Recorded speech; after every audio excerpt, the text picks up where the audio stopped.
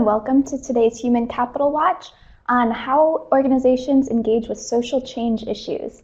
I'm Amanda Popila, researcher in human capital at the Conference Board, and it's a pleasure to welcome you to today's webcast.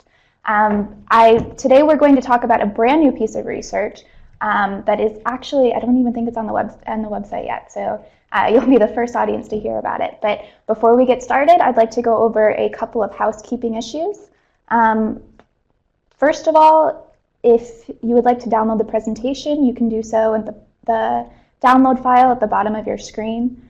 You can type in the chat box. That pod is right next to the download file. Please ask questions as we go along. We will be answering your questions as we go through the webcast today. You can also watch this webcast on demand after today's presentation. It'll be available at conferenceboard.org along with the report itself. And finally, if you're looking for recertification credits, we offer HRCI, SHRM, and CPE credits. And please type your name, email address, and the type of credit you need. I see we've already got some coming in. So that box is on the bottom lower hand corner. If you're looking for CPE, make sure that you click the OK, the 3 chat boxes that come up on your screen. And with that, I actually just want to let the studio know I don't have access to the slides, so if you could forward them for me. We're on the slide, the introductory slide. And I'll ask my colleagues to introduce themselves. So Robin Erickson, can we start with you? Thanks so much, Amanda. And hi, everyone. I'm Robin Erickson, and I am principal researcher in the Human Capital Center. Joined the Conference Board almost a year ago, and very excited to be here, and also excited for this research that, as Amanda said, it will be published today, and so you're the first to hear about it. I'll turn it over to you, Paul. Hi, I'm Paul Washington. I'm Executive Director of the ESG Center here at the Conference Board. I joined the Conference Board in June of this year, and before that, I spent about 20 years at the media company Time Warner. Great, thanks, Paul. Great to have both of you with us, and as Robin said, we are the co-authors of this research. We're really excited to talk about it today. And I have my slides back, so I can advance them now. This research was based on a survey of over 500 respondents. You can see the breakdown by generation on the slide here. We had a broad cross-section, every industry, function, nonprofits, government agencies, so a really broad cross-section there. And also leadership levels, you can see generation, gender, so a broad cross-section of respondents to our survey. We also had 10 interviews with organizational leaders in HR, diversity and inclusion, and sustainability, and we conducted 1 focus group with diversity and inclusion leaders. So that's the research that this presentation is based off of, and I'll hand it over to Robin to talk us through some of the findings. Thanks, Amanda. And the first thing we wanted to do is to talk about how organizations define social change. And we thought we'd start out with the Conference Board's definition of social change for organizations. So it's important to note that this is social change for organizations, not social change in general.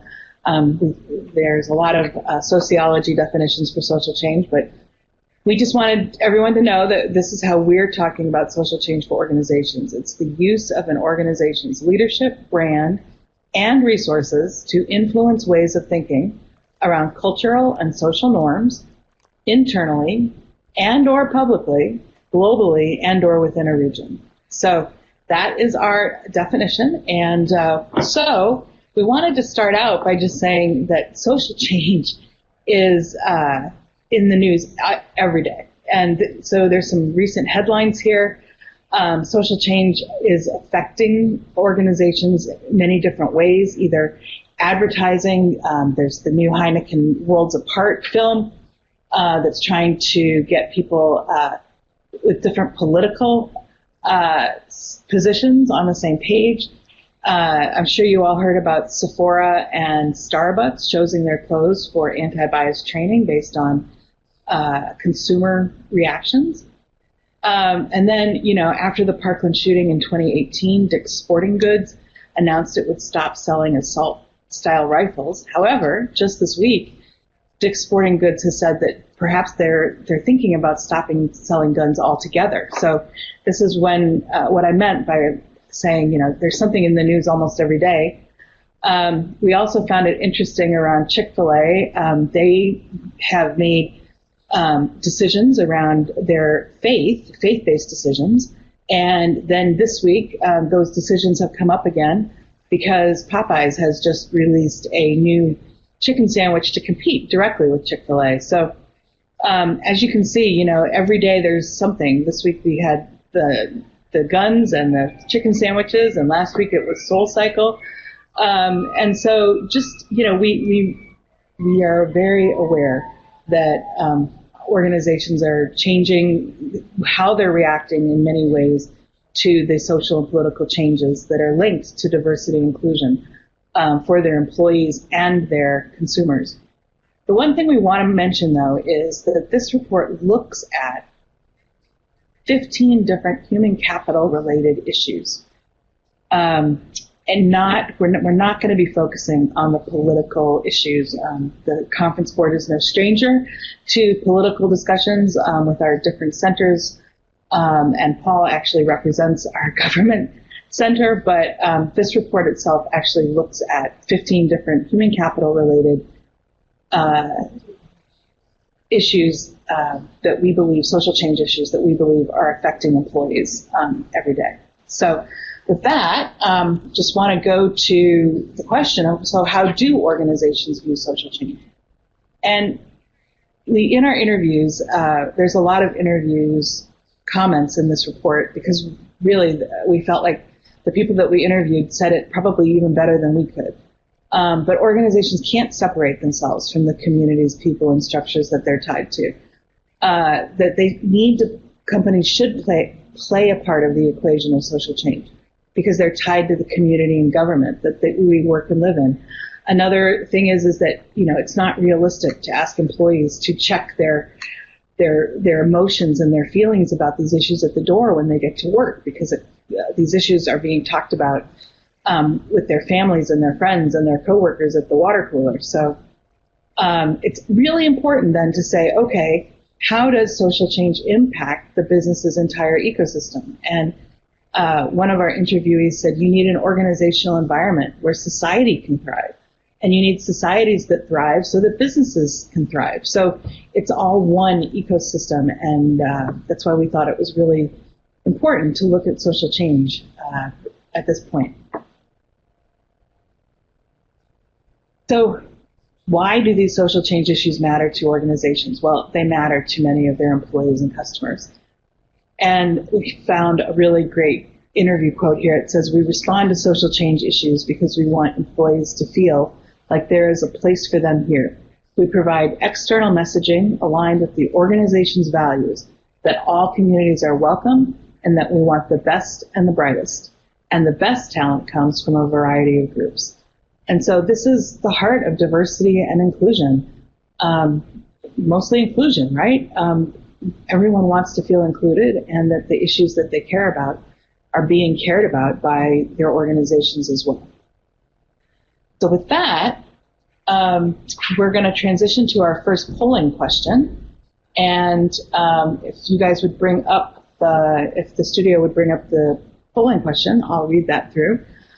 Who primarily drives the response to social change issues in your organization? Is it your corporate social responsibility sustainability group? Is it your employee networks, your human resources department, your marketing and communications, your most senior levels of leadership, or public policy? So we know that there are other parts of an organization that can respond to social change. Paul, do you want to mention a few of those? Sure. I mean, these issues can also be raised by investors. It's quite common to get shareholder proposals on social issues. So, for example, at Time Warner, we received proposals on depictions of tobacco in movies because people were concerned about the influence that watching people smoke in movies could have on especially young people. These issues can also be raised by your board of directors. They can come in from all sorts of places. I think you've highlighted a number of them, but there are in fact others, and frankly, they can come from the press, and they can come just from almost anywhere, and Almost and everywhere. Yes. So I'll ask the studio to go ahead and broadcast the results of the poll. Really interested in the responses here, with the number one response being corporate social responsibility and sustainability at 34%, followed by the most senior levels of leadership at almost 26%, and then a tie between employee networks and human resources. So this actually is a question that we didn't ask in our survey. We had a very short survey that Nanda referred to with over 500 respondents. We only had 5 questions. So this is actually really interesting to have you all letting us know how you feel, who's driving the response to social change issues in your organization. So we'll go to the next slide, and as Paul had mentioned, we've listed here 7 different pieces of the organization, parts of the organization that drive social change: the most senior levels of leadership, employee networks, human resources, marketing and communications, corporate social responsibility and sustainability, public policy, and then legal, which acts as an internal advisor. And so, when we were thinking about these, we were thinking about, so we actually asked our interviewees, who's making the decisions in your organization. And one of our interviewees actually said that their CEO often leads responses and makes decisions. And if it's not the CEO making those decisions, then they actually have found senior leaders to be part of the employee networks or the employee resource groups, to be a champion. So they have C-suite leaders who are championing specific employee networks, and that's worked very well for them as well.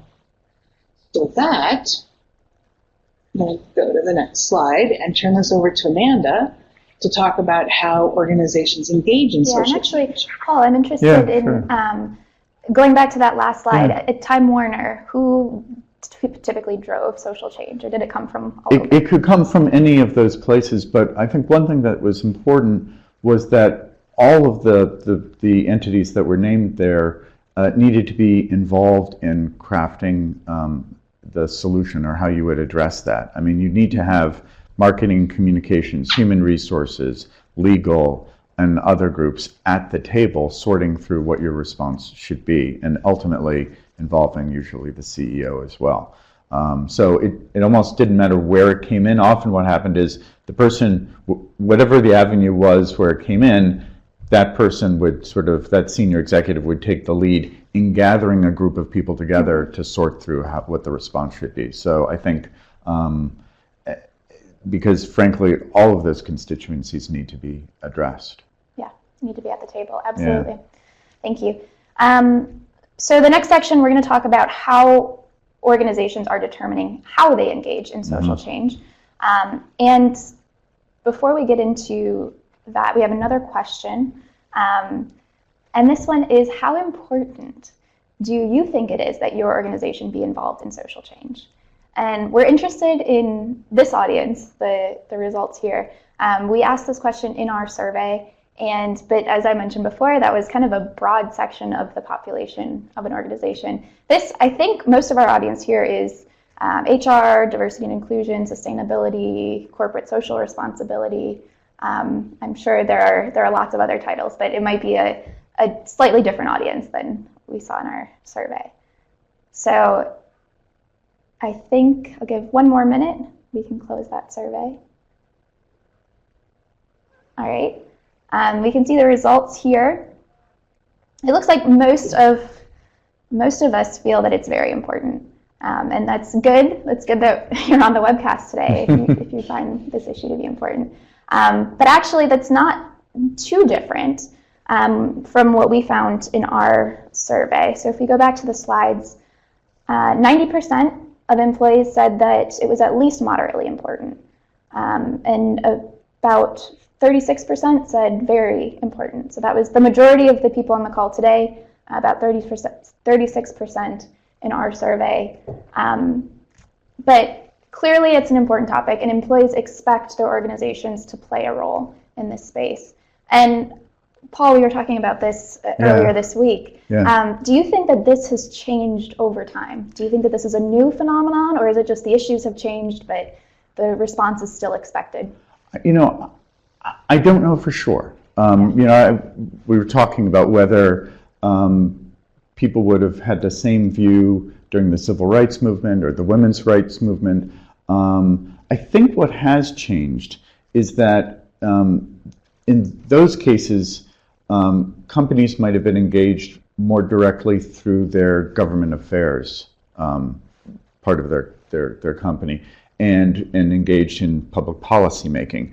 Because there's been so much sort of persistent paralysis, especially at the federal government in dealing with some of these social issues, I think that people are looking to companies to take a leadership role in the way that they haven't in the past. So really companies are becoming, the primary actors in these, or targets in some ways of people who are advocating for social change, rather than the companies working through their government affairs units. Absolutely. Yeah. And we did, in the report, we talked about the Edelman Trust Barometer 2019. That's also what they found, that people actually trust their organization more than they trust many other, NGOs, government, and other agencies. So I think that's an interesting shift. I also think with social media, there's just more out there. It's easier to have an opinion and to state it publicly, where the organization has to come back. And it's certainly an accelerant, right? Yeah, absolutely. It makes it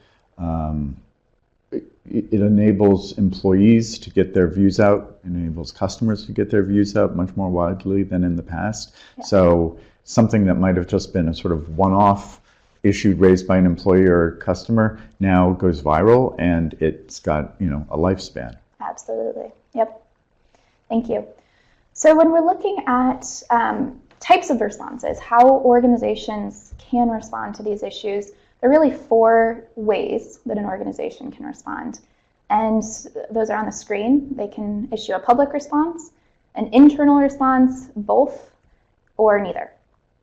So a public response is a media release, press release, making a public statement. It can come from the highest levels of the organization. So we know CEOs, will often tweet about issues that the company feels strongly about. Other social media activities. And then there's the internal response, which is an email to employees, sharing resources that are available for employees affected by an event. Even, we heard of poster campaigns and other ways for the organization to support employees, through social change issues. There can be a public and an internal response. So sometimes when companies issue a public response, they will also send an email to, internal to the organization, let them know about resources, or start a dialogue internally. And then there is the lack of response. So this could either be intentionally staying away from certain issues, or just, no response comes. And so those are kind of the 4 types of response that we talk about in our research and that we asked in our survey questions. And before we get to some of the results from our survey, one final polling question, and we want to know, has your company issued a response on any of a social change issue related to any of the following areas in the last 12 months? And you can select all that apply. This is, as Robin mentioned, we had 15 issues that we talked about in the report. This is just a shorter list. And if there are other social change issues that your company has responded to, you can feel free to select that as well. And we'd be interested if you could type in the chat box what some of these issues are. And we'd be interested to hear how your companies are responding publicly to social change issues. And then there's also the selection that your company hasn't responded at all publicly.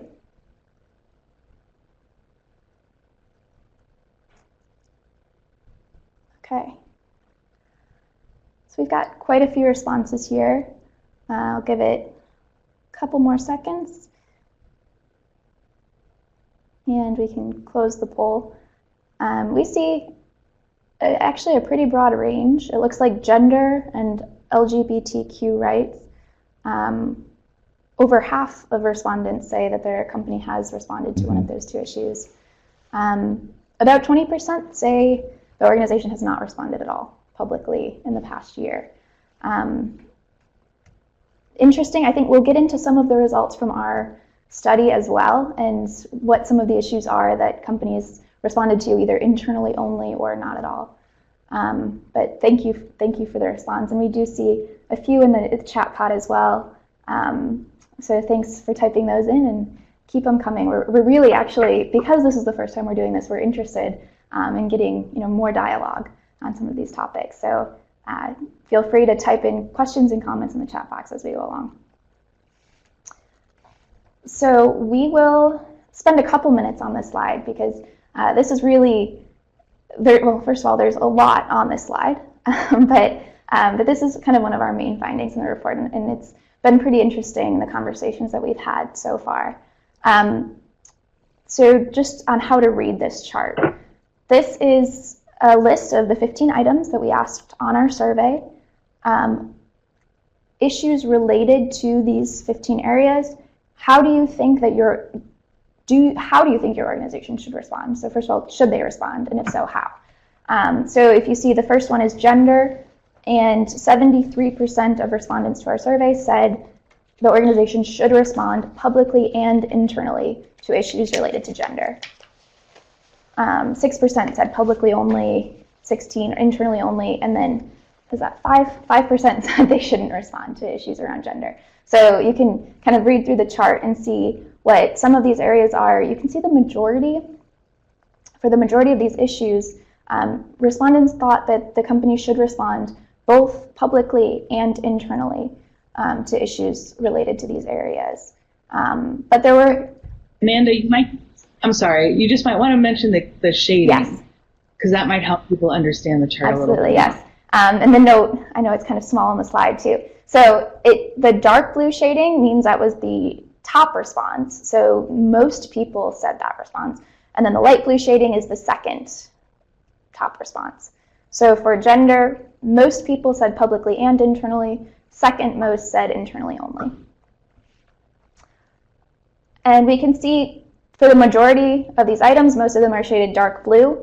So that means that the majority of respondents, or more respondents, said publicly and internally for those items. So Robin or Paul, do you want to share any thoughts as you see this slide? And I know you've seen it before, so.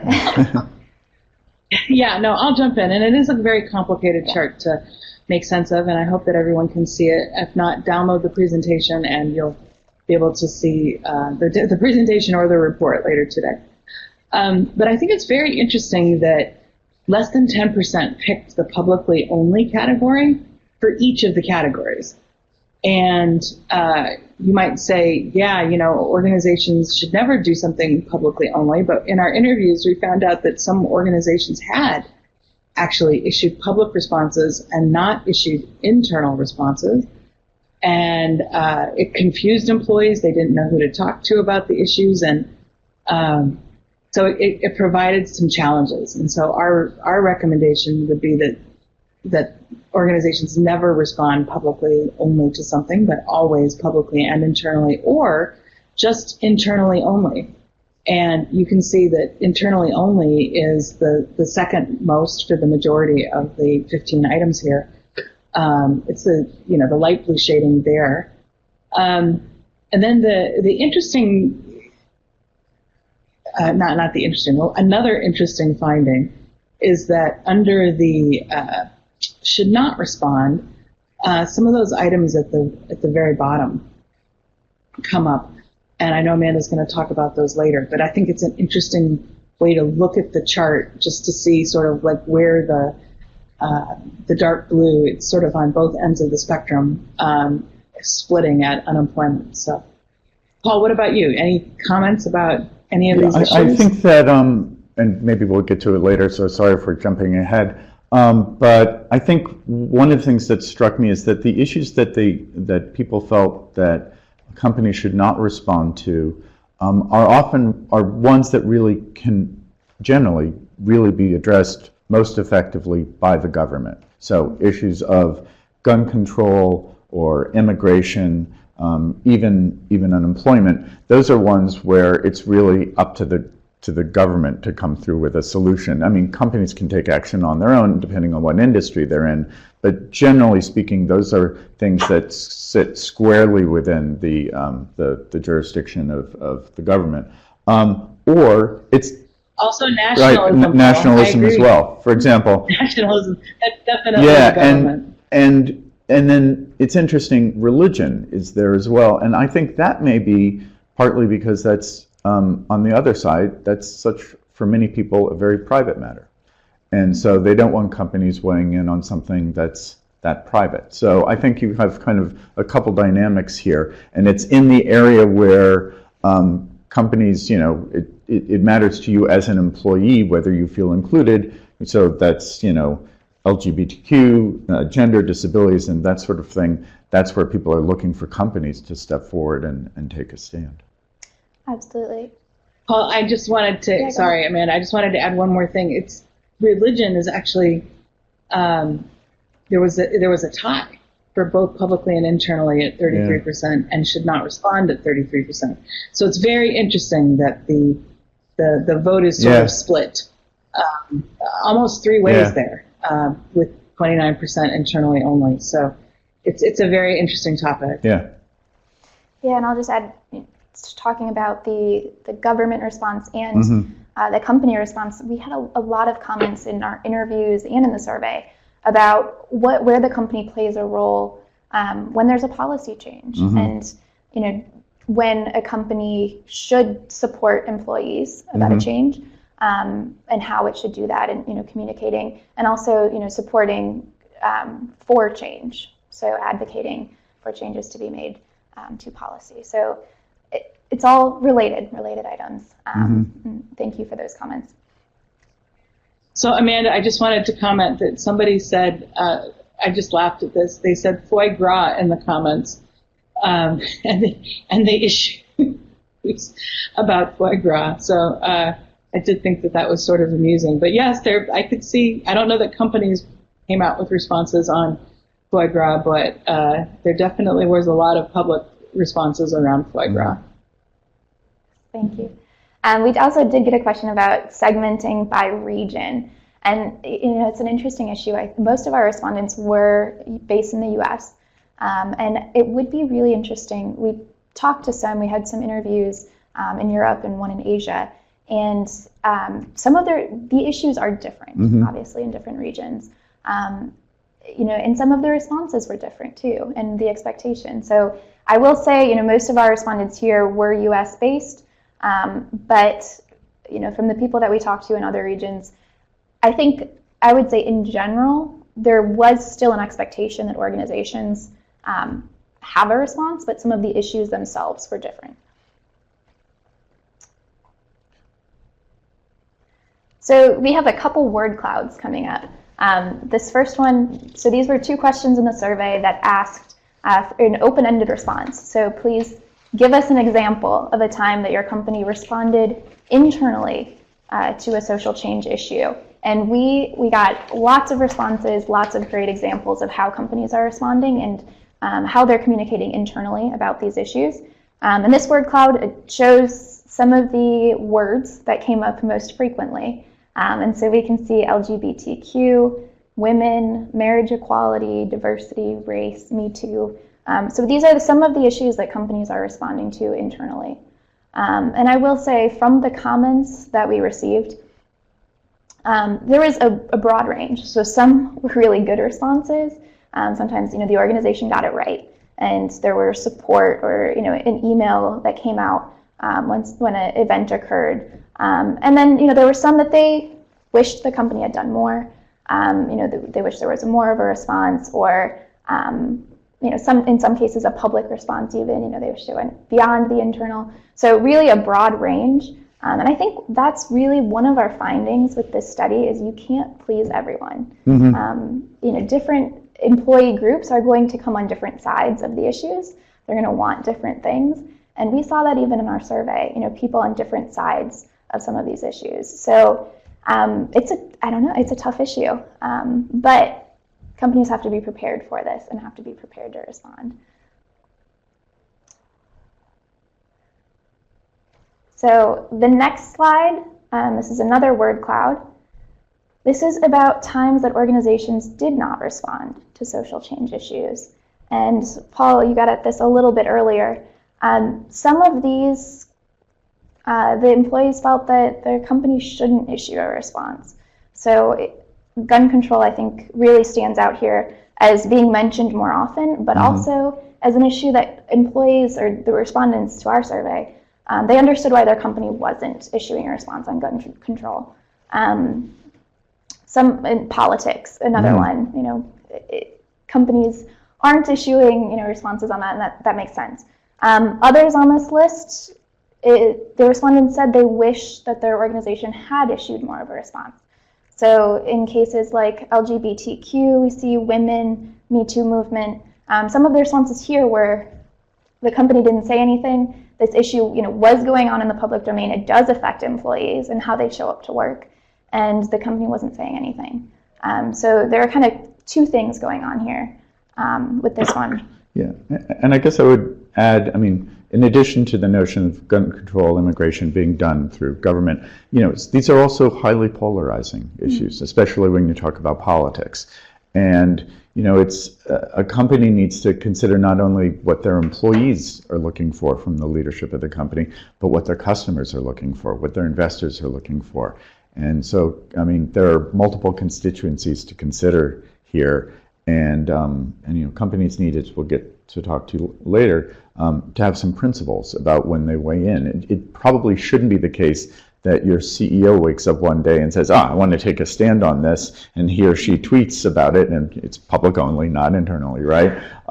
That's not a great process to go through to weigh in on these things. But it's also problematic if I think you have your responses simply driven by your employees, because there are other people to consider in the equation. And employees are incredibly important to the health of an organization, but so are your customers. Yeah, and I think respondents saw that. We had a few comments about, this is how I feel about an issue, and it would be great if the company came out and said this, but I also understand there are other groups, I understand why the company's not saying anything about this. So, I think that makes sense. There also was a lot of very thoughtful responses in our interviews to the fact that organization leadership were taking into consideration their shareholders, their consumers, their employees, and the different issues that would happen in different parts of the world around different expectations, around things like the role of women or LGBTQ issues. And so they're definitely, I believe that, one of the takeaways here is that organizations have to be very thoughtful in their response. Absolutely. Yeah, and we got one question about ageism and seeing ageism on this list with the multiple generations. And we did show in the beginning the breakdown of our respondents by generation. I actually was interested in this one because there were different views to this issue specifically, ageism by generation. So, and it wasn't necessarily what you would expect. The baby boomers thought that companies should issue internal responses more frequently. And Gen X said that they should not issue a response. So, and millennials were, I think, somewhere in the middle. So, that doesn't necessarily mean anything. It could be, every individual feels something different. But it was just kind of interesting to see, just this one example of ways that different employees, different people want different responses. And how do you please everyone? You can't. Yeah. Though I'm not that surprised by that in some ways, because There's been a fair amount of press recently about people who are 50 and older finding it, particularly women, finding it much harder to get to get hired. And I think that's I think there's an extra sensitivity there among your baby boomers to that issue. Yep. Of wanting the organization to issue a response, doing so internally.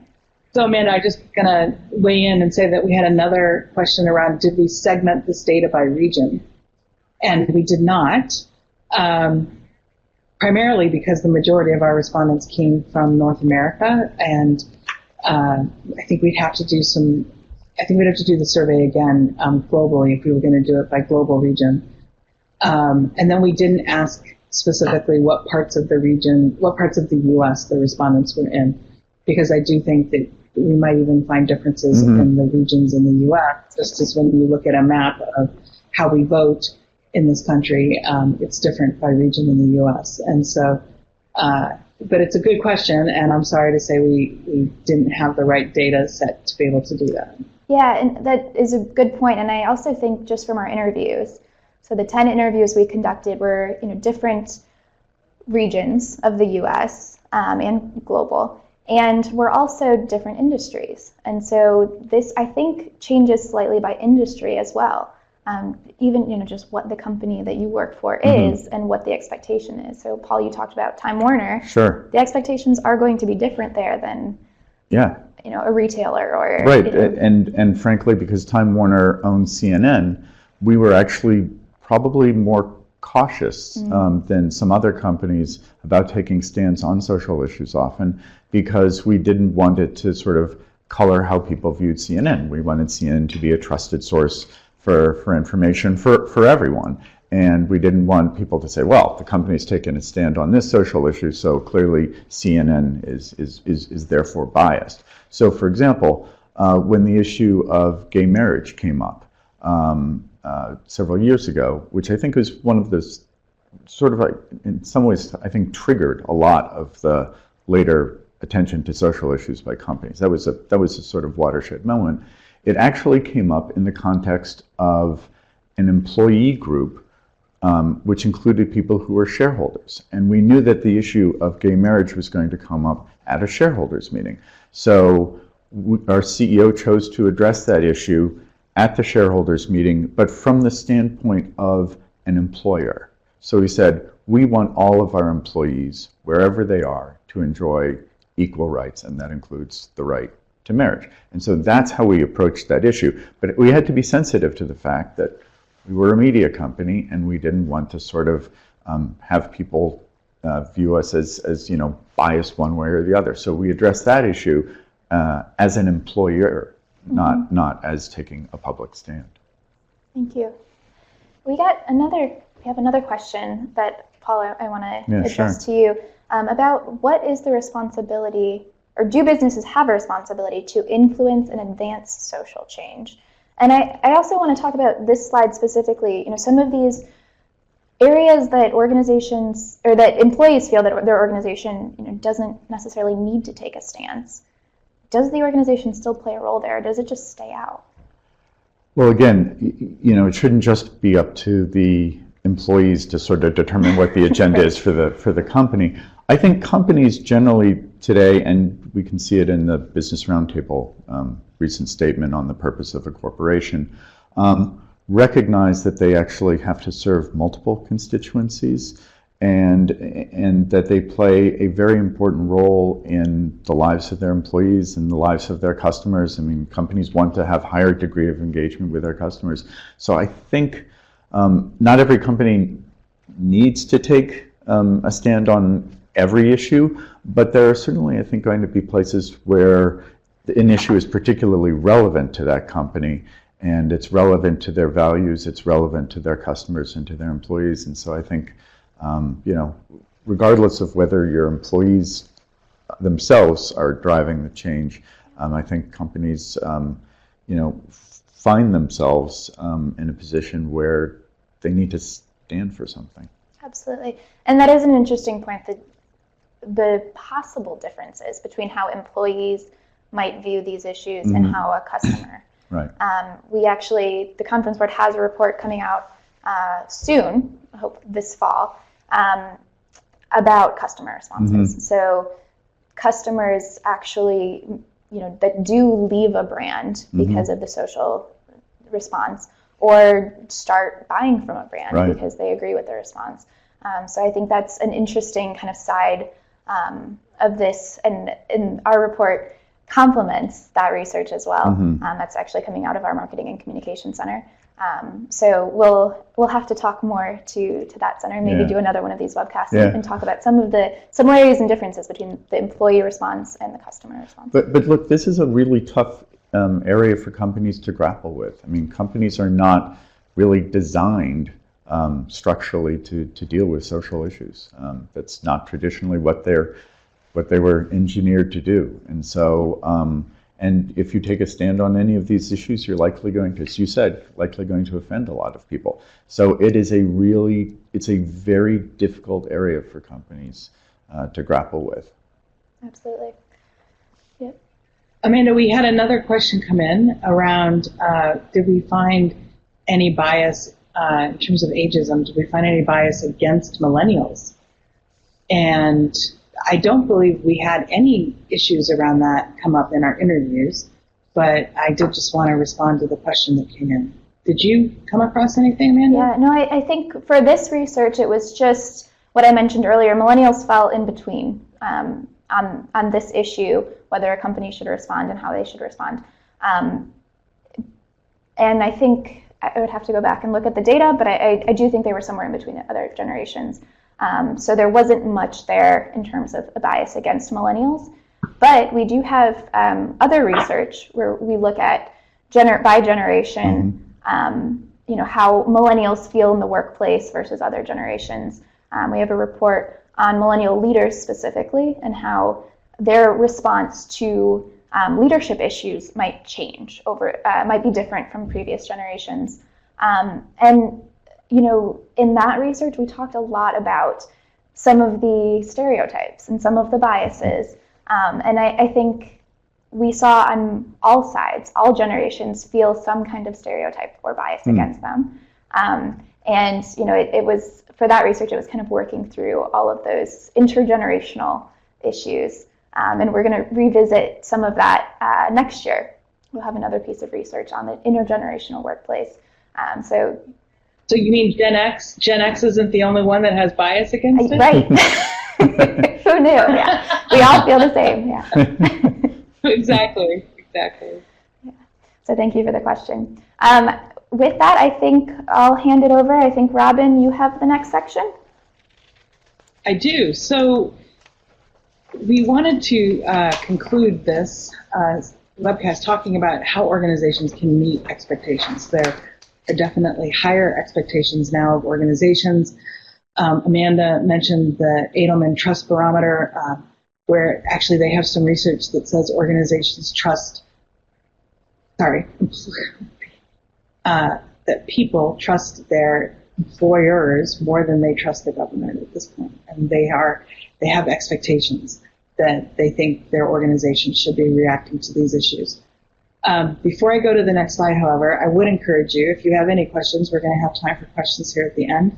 Questions for Amanda and me as the co-authors of this report, or for Paul in his role as the leader of our ESG Center and his previous role at Time Warner.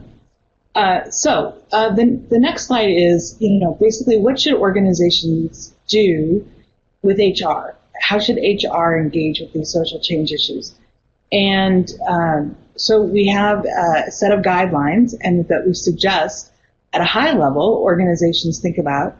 The first one being that they need to understand the social change issues that affect employees. Make sure that your leaders are aware of how your employees are feeling about things. And recognize that, as Paul had said, it's probably not realistic to have employees push the company's agenda, but a group of employees who are passionate about an issue could actually influence leadership's decisions about what to do with those issues. So HR needs to make sure that they understand the issues that are impacting employees, either through continuous listening pulse surveys or the annual engagement surveys, or other types of continuous listening, focus group conversations. The second thing is that then HR needs to partner with leadership to determine the right response. And that's specifically, as I mentioned earlier, you can find leaders in senior roles who are willing to champion causes. But then also think about how your organization measures the diversity and inclusion constructs that are often associated with these social change issues. For example, equity in terms of pay, opportunity, and training, whether or not all of those are equitable. And then thinking about, making sure to work with corporate communications and the legal departments to create a response. And then the third suggestion is around actually engaging with the social change issue and making the decision if the organization should be proactive or reactive to this issue. Is it one that the organization chooses to respond to or not? Then we definitely believe that you need to provide messaging internally and sit down with employees to discuss particularly sensitive issues. Give employees time to the space and the ability to respond and ask questions. And especially if you're choosing to respond publicly. Employees, they care about the vision and the mission of the organization that they're in. And especially for some of these sensitive issues, I think it's really important to make sure that you have time to talk to your employees. So we also have another set of guidelines for an organization. Not sure where the slide is. Do you have a blank slide, Amanda, or do you have the slide? We're seeing the slide. Okay, all right. For some reason, I'm not, but that's okay. I have it here. But it's 7 questions for an organization to consider when faced with a social change issue. Number 1, is there a policy already in place to address a social change issue? 2, what would be the anticipated benefits to addressing a specific social change issue? What are the risks or the drawbacks, thinking about the different audiences? 3rd, what are the social change issues that your organization is particularly well suited to address? Are there issues that should be avoided? 4, do you have a continuous listening forum, this is what I was mentioning, that allows employees to provide feedback and commentary? And if so, what social issues are your employees most passionate about? Number 5, when has the organization responded particularly well to a social issue publicly? How did the customers, the employees, the owners, and the community react then? And number 6, if the organization has not responded publicly to an issue in the past, is the culture of the organization such that a public response would be appropriate going forward? And then last but definitely not least, when has the organization responded particularly well to a social issue internally, and how did your employees react? So just here are some sets of questions that the organization can think about when they're faced with a social change issue. With that, I'm going to have you turn it back over to Amanda, and we can answer questions. Yeah, so please continue to type in questions. There's a good conversation going in the chat box, so it's been fun to read. But Paul, Yeah. So from your work with corporate governance, Right. to what extent is the board involved? And we're showing these questions here and how HR can be involved and the organizational response in general. What do you see as the board's responsibility or role? Well, often there's a committee of the board. Sometimes it's the nominating governance committee, or it could be the compensation committee, that also has responsibility for the company's reputation. And some companies have specific committees dedicated to public policy, reputation, that sort of thing. So I think it's important for the board to have some oversight in this area. I think that's a best practice. If you're the CEO, you don't want to get crosswise with your board by going out and taking a stand on an issue and having your board say, what the heck were you thinking about doing that? So I think it's really important actually for companies to have a policy in place that would address certainly 1, 2, and 3. So it should say basically who makes the decision, what are the criteria that we use in deciding whether to take a stand on an issue, and how do we communicate that stand? I think that that's really important, because one thing that I think we're seeing is that these issues come up really quickly, and companies need, you need to respond pretty quickly. Sometimes it's a same day issue, and so if you don't have a policy in place that tells you who should be involved and, and what the criteria are, you're really, you're behind the eight ball, basically. So I think it's good for a board to know that a company has a policy in place, and it's good, frankly, for the board as well to be part of this continuous feedback loop. So you should share with your board, with your compensation committee or your full board, the results of employee surveys, so that the board understands what the employees are thinking about regarding these issues. So I think there's a general oversight role. They should certainly make sure that the company has a policy in place. And look, it's not easy to write these policies. This again, it's a tough area, but I think it's because it's tough, it's almost all the more important for you to have a policy in place. The board doesn't have to approve the policy, but they should make sure that the company has one, I think.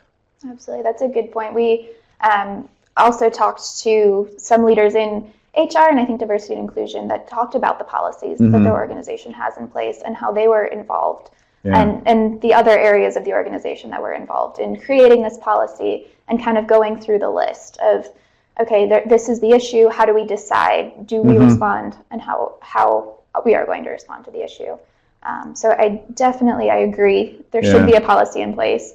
And you're right, I mean, this happens very quickly. It happens. I mean, we had it with, and this is all public, but we had talent who were refusing to film television shows in North Carolina because of the transgender bathroom issue there. And so, if production is shut down, that's costing you a lot of money, you're angering a lot of your talent, you need to respond really quickly to that. And so you have to be prepared to do so. Absolutely. Yeah. Yep. And we, at the conference board, we have councils. So these are groups of executives that get together on a regular basis. And, we've talked about this in our council meetings as well. And, issues that come up and how do you deal with them and who needs to be involved. And, we've even during our meetings had issues, pop up in the media where everyone needs to take a break and go, sort it out and figure out the response internally. So. The one thing I would, sorry. Go on. I just was going to say, Paul, we had a comment come in where one of our participants said that in their organization, they post their public responses to the intranet. So to make sure that all employees have a chance to actually see the public responses and not, be responsible for looking at all the different news outlets or whatever. So I thought that was a good suggestion for organizations to think about, that making sure that their public responses are being made, are being communicated to the employees as well. And by the way, they should also be made available to your board of directors. Right? So there are multiple constituencies here, and you want to make sure that your board is aware of what you're doing, because again, you don't want to get crosswise with them. Yep. Well, terrific. I just wanted to make one comment about one of the issues that we had of the 15 issues we chose. We were trying to be sensitive to our colleagues in Europe, and I know we have a few on the call today. And that was why we had added the issue of nationalism, knowing that this is a social change issue that is actually affecting many employees who are working in Europe right now. And so if any of our American participants are wondering why nationalism was on that list, it was we were trying to be sensitive to our colleagues in Europe at this point. But if anyone has any other questions, we'd love to answer them. And we hope that you find this really timely and that you're able to walk away with some suggestions for your organization. I was wondering whether you have a sense of what some of the social change issues may be going forward. Did you get a sense from your research of things that are emerging as bigger issues than in the past? Is there any way of sort of helping the people who are watching the webcast today or on demand later on anticipate what may be coming down the pike? Yeah, that is actually a very good question. And we're in this research, we did not ask what's coming next. And I think that would be interesting to see, what people think. Yeah. But I will say I have a hypothesis, Amanda, that I could weigh in with. I think that at some point in the U.S. there will be a push to do a gender pay analysis, just like they're doing in other countries around the world. And I think the U.S. is a little late, but I expect that will happen in the next year. And that's actually being pushed by a lot of investors. Yeah. So, yeah. I will also say in some of other research that's coming up again this fall, but we're seeing a lot around disability and mental health awareness, resilience in the workplace, and some of the issues around some of those issues. And I don't know that it's a new change. I mean, I think these issues have always been there, but we're hearing more. So that's another one that I would say is we're going to hear more of. And it wasn't specifically called out, I think, but I think you might also see a little bit more about economic inequality and economic opportunity being more equally shared. I think that's one that may pop up. Yep. Yes, we have a little bit around it. A little bit there, but I think it may surface a little more. Great. So, well, thank you for the question. Amanda, I just was going to say, I agree with you. I think there's a new movie that's just coming out, I believe this week, around trying to make the issues of mental